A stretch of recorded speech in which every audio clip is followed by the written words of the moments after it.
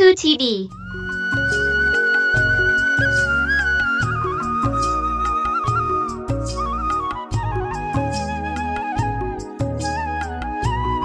सहरापुर एक बेहद ही खूबसूरत गांव था जहां कोई भी शख्स गरीब नहीं था। एक दिन इस गांव के किनारे पर एक अजनबी शख्स आकर रहने लगता है। वह एक पुराने और टूटे हुए घर में ठहरता है और गांव के नंबरदार के पास रोजगार की तलाश में जाता है। अरे भाई, लगते हो नए हो, कहाँ से आए हो? मैं करीब ही के एक गांव में रहता था, अब सोचा है कि यहाँ बस जाऊं। अच्छा, लेकिन रहोगे कहाँ? नंबरदार साहब, मैंने गांव के किनारे पर एक पुराना घर देखा है, सोच रहा हूं कि वहीं रह लूंगा। वो पुराने घर में? खैर है, रह लो, लेकिन सुनो भाई, तुम यहाँ ज्यादा दिन नहीं ठहर पाओगे। वो क्यों नंबरदार साहब? क्योंकि इस गांव में कोई भी शख्स गरीब नहीं है, बस एक तुम ही हो। नंबरदार साहब, जब मैं यहाँ आया हूँ तो अपने साथ काफी दौलत लाया हूँ। आप मेरे गरीब होने की फिक्र न करें। वो पुराना घर मैं नए सिरे से बनवा लूंगा। तो फिर मेरे पास क्यों आए हो? मैं तो समझा कि काम की तलाश में आए हो। जी हाँ, बिल्कुल। जब मैं घर बनवा लूंगा तो मुझे कारोबार या कोई दुकान खोलनी होगी, इसीलिए आपसे मशविरा लेने आया था। अच्छा, तो ठीक है। मेरी एक जगह है बाजार में, वो खरीद लेना। और घर बनाने के लिए लोग कहां से लाऊं? वो तो बाहर से ही बुलाने पड़ेंगे। तुम फिक्र न करो, आज का दिन उसी पुराने घर में गुजारो, मैं कल ही कारीगर भेज दूंगा। जी नंबरदार साहब, जैसे आपकी मर्जी। ये कहकर साजिद वहां से रवाना हो जाता है और नंबरदार मुस्कुराने लगता है। शाम को नंबरदार के घर दो आदमी आते हैं। नंबरदार उनसे कहता है, एक नया काम आया है। क्या काम है नंबरदार साहब? गांव के किनारे जो पुराना घर है ना, वहां एक नया आदमी आया है, साजिद नाम का। वह कहता है कि उसके पास काफी पैसा है, एक दुकान खोलना चाहता है और नया घर भी बनवाना चाहता है। तो फिर हम क्या करें? नदीम, जरा पूरी बात सुनो। उसने कहा है कि उसके पास बहुत दौलत है। ओह, तो बात ऐसी है। फिर तो हम कल ही उसका घर बनाने चले जाएंगे। चलो फिर काम पर लग जाओ तुम दोनों। अगले दिन फयाज और नदीम साजिद के घर पहुंच जाते हैं। तभी साजिद बाहर आता है। भाई, साजिद यहाँ रहते हैं क्या? नंबरदार साहब ने यही पता बताया है। जी भाई, मैं ही साजिद हूँ।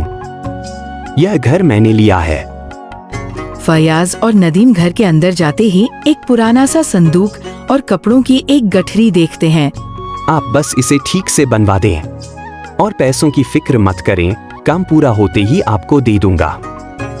ठीक है भाई, हम काम शुरू करते हैं। जी, कोई भी चीज चाहिए हो तो मुझे बता देना। धूप काफी तेज हो चुकी थी। साजिद कहता है, भाई, मैं तुम्हारे लिए कुछ खाने को लेकर आता हूँ।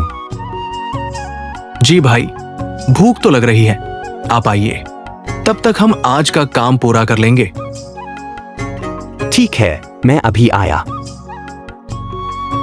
साजिद वहां से चला जाता है। अब असली काम शुरू करते हैं।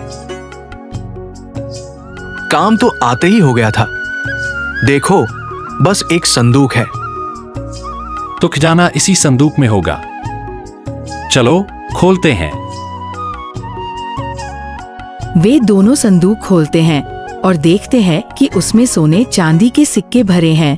दोनों भाई संदूक उठाकर भाग जाते हैं। साजिद वापस आता है। अरे भाई फयाज, नदीम कहाँ चले गए? चारों तरफ देखने पर साजिद को कोई नजर नहीं आता और संदूक भी गायब होता है।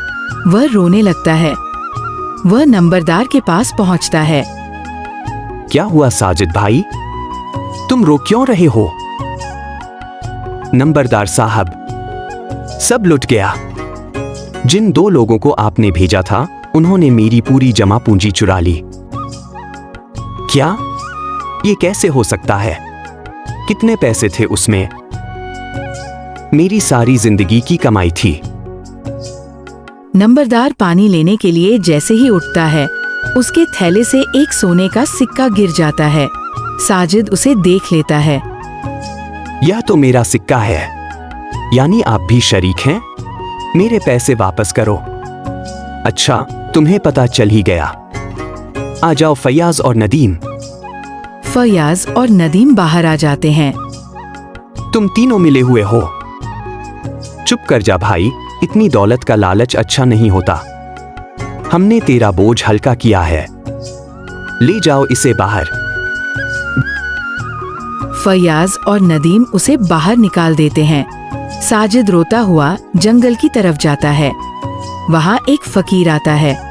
क्यों रे भाई, रो क्यों रहे हो? तुम नहीं समझोगे।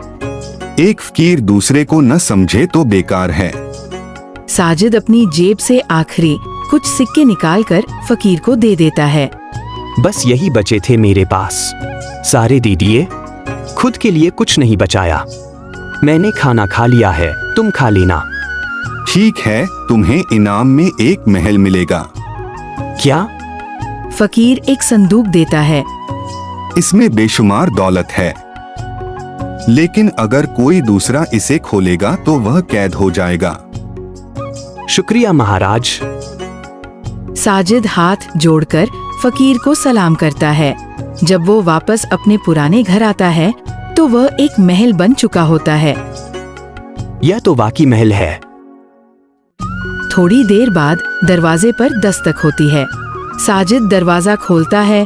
फयाज और नदीम अंदर घुस आते हैं। नंबरदार भी आ जाता है। ये घर और वो संदूक हमारा है, चलो खोलते हैं। नहीं, इसे सिर्फ मैं खोल सकता हूँ। बकवास बंद कर।